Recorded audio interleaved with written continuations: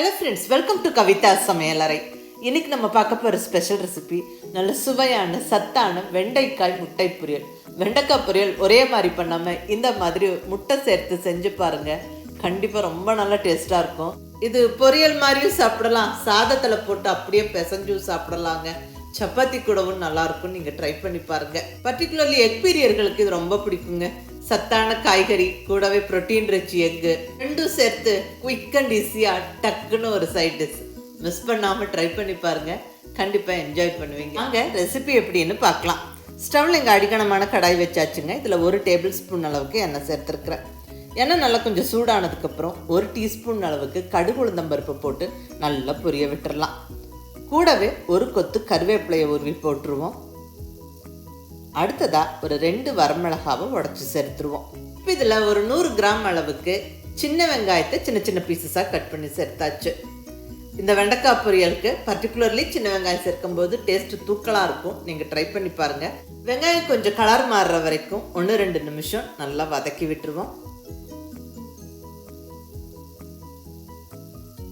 இப்போ வெங்காயம் நல்லா இந்த அளவுக்கு வதங்கினதுக்கப்புறம் இப்போ வெண்டைக்காய் சேர்த்துடலாங்க.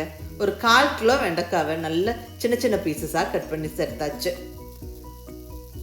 இதை நல்லா வதக்கிடுவோம். இங்கே ஒரு 250 கிராம் வெண்டைக்காவை நல்லா கழுவி சுத்தமாக ஈரம் போக தொடச்சிட்டு சின்ன சின்ன பீசஸாக கட் பண்ணி வச்சுருந்தேன். அது இப்போ கம்ப்ளீட்டாக சேர்த்தாச்சுங்க.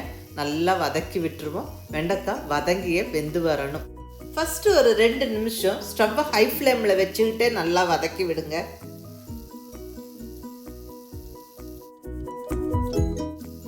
பாருங்க, இந்த அளவுக்கு நல்லா வதங்கினதுக்கு அப்புறம் இப்போ இதில் உப்பு மஞ்சள் தூள் சேர்த்துருவோம். நான் இங்கே காய்க்கு தேவையான அளவு உப்பு சேர்த்துக்கிறேன். கூடவே ஒரு 2 சிட்டிகை அளவுக்கு மஞ்சள் பொடியும் சேர்த்தாச்சு. உப்பு சேர்த்து நம்ம வெண்டைக்காய் வதக்கும் போது அது குவிக்காக வதங்கி வரும். அதே சமயம் ஃபஸ்ட்டு கொஞ்சம் நேரம் வலுவழுப்பாக இருக்கும். அதுக்கப்புறம் அந்த வெண்டைக்காய் நல்லா ஃப்ரை ஆனதுக்கப்புறம் நல்லா வதங்கினதுக்கப்புறம் உதிரி உதிரியாக ஆயிடும். இப்போ ஸ்டவ்வை மீடியம் ஃப்ளேமில் வச்சுக்கிட்டு பொறுமையாக வதக்கி விடுங்க.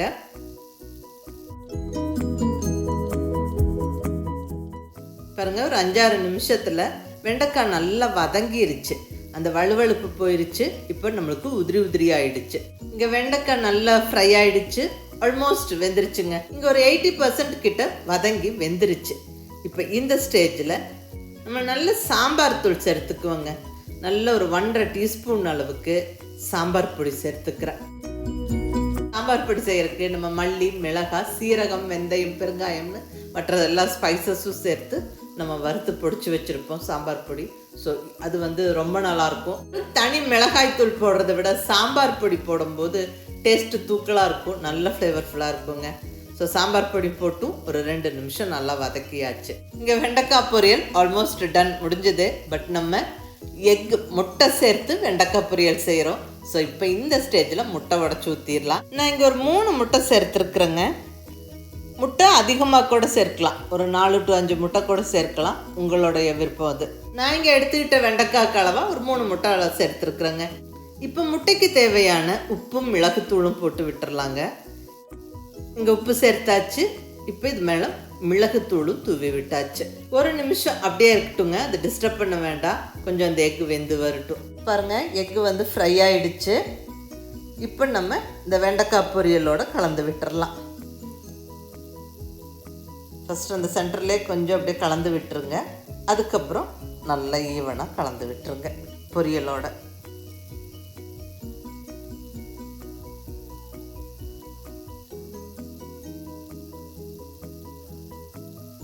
அவ்வளோதாங்க, அருமையான சுவையான வெண்டைக்காய் முட்டை பொரியல் ஜம்முன்னு ரெடி ஆயிடுச்சு. வெண்டைக்காய் நல்ல ஒரு சத்தான காய்கறி, நார்ச்சத்து நிறையா இருக்குது.